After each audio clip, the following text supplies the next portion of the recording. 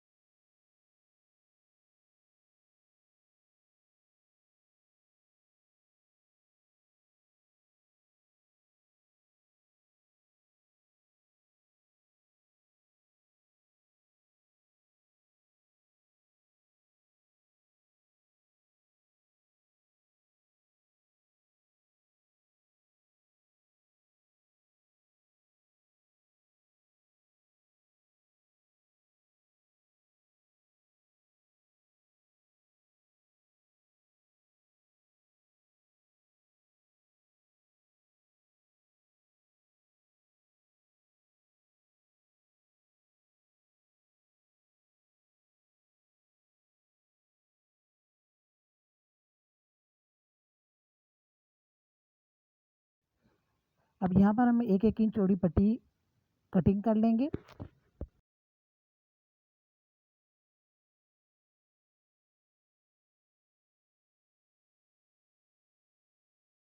अब कटिंग के बाद इसके अंदर की साइड पर मैंने ज़ीरो साइज़ की बुकरम लगा ली है। अगर आपके पास ज़ीरो साइज़ की बुकरम नहीं है तो आपने बगैर बुकरम के ही इसको इस तरह से हाफ फुट का मार्जिन छोड़ते हुए आपने इस तरह से सिलाई लगा लेनी है। आपने इस पर दूसरी मोटी वाली बुकरम जो कि हम गले में इस्तेमाल करते हैं या शलवार के पाइंचे में वो आपने यूज़ नहीं करनी है। या ज़ीरो साइज़ की बुकरम इस्तेमाल करनी है या बगैर बुकरम की भी आप इस डिज़ाइन को बना सकते हैं। अब एक्स्ट्रा कपड़े की हम कटिंग कर लेंगे। कटिंग करने के बाद अब हाथ वाली सुई की मदद से इसको हम पलट लेंगे। जिस तरह से हम डोरी पाइपिंग को पलटते हैं, एक साइड से हम सुई को उल्टा करके इसके अंदर डालते जाएंगे, दूसरे साइड से सुई को हम बाहर निकाल लेंगे। बाहर निकालने के बाद इस धागे को हम खींचेंगे। जैसे जैसे हम धागे को खींचते जाएंगे तो हमारी डोरी पलट कर सीधी होती जाएगी। इसकी चौड़ाई हमारी डोरी की चौड़ाई से ज़्यादा है क्योंकि इसकी चौड़ाई हमने हाफ फुट से 1 पॉइंट ज़्यादा रखी है। आप चाहें तो हाफ फुट से 2-3 पॉइंट भी ज़्यादा रख सकती हैं। अब यहाँ पर इसको हमने पलटने के बाद अच्छी तरह से इसको प्रेस कर लेंगे। प्रेस आपने इस तरह से करना है कि इसकी जो सिलाई है वो आपकी इस तरह से दरमियान में आनी चाहिए।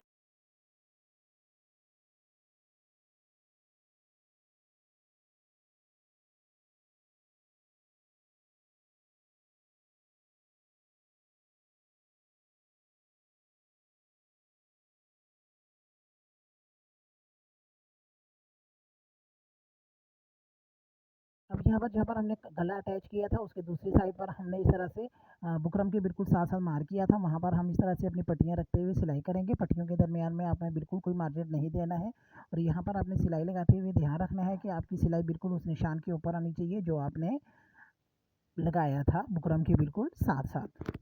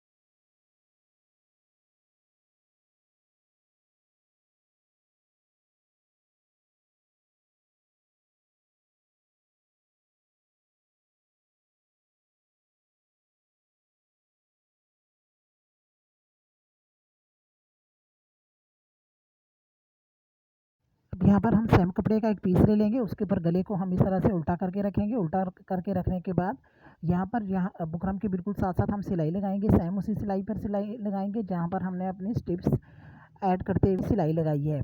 अब इस अंदर की तरफ से हम एक्स्ट्रा कपड़े की मार्जिन कटिंग कर लेंगे। कटिंग करने के बाद यहाँ पर हम छोटे छोटे कट लगा लेंगे। साइड पर भी हम 1/2 इंच का मार्जिन रखते हुए एक्स्ट्रा कपड़े की हमने नीचे वाले की कटिंग कर लेनी है। और जितना मार्जिन हमने 1/2 इंच का ऊपर की तरफ रखा है, इतना ही हम नीचे की तरफ भी रख कर इसको इस तरह से पलट देंगे। पलटने के बाद आपने अच्छी तरह से इसको प्रेस कर लेना है ताकि नीचे वाले कपड़े में किसी किस्म की कोई ढील वगैरह ना हो।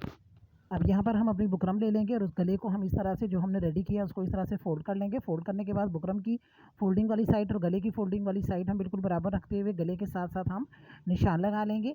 अब अंदर की तरफ हमने 1/2 इंच का निशान लगाना है क्योंकि वहाँ पर हमने 1/2 इंच का एक्स्ट्रा मार्जिन रखा था। अब इसी गोलाई में हमने बुकरम की कटिंग करके इसको अपनी शर्ट के साथ अटैच कर लेना है। यहाँ पर मेरी बिजली चली गई थी जिसकी वजह से मैं इसको शर्ट के साथ अटैच नहीं कर सकी। सिंपल गोल तरीका का गला जिस तरह हम अटैच करते हैं इस तरह से हम अटैच करेंगे और उसके बाद हम अपना ये वाला गला गोल गले के साथ रखकर इसको इस तरह से अटैच कर लेंगे। इस तरह हमारे गले का ये खूबसूरत सा डिज़ाइन बनकर रेडी हो गया है। आपको ये वीडियो कैसी लगी कमेंट बॉक्स में ज़रूर बताइएगा और वीडियो को लाइक करना मत भूलिएगा। तो अगली वीडियो तक के लिए अल्लाह हाफ़िज़।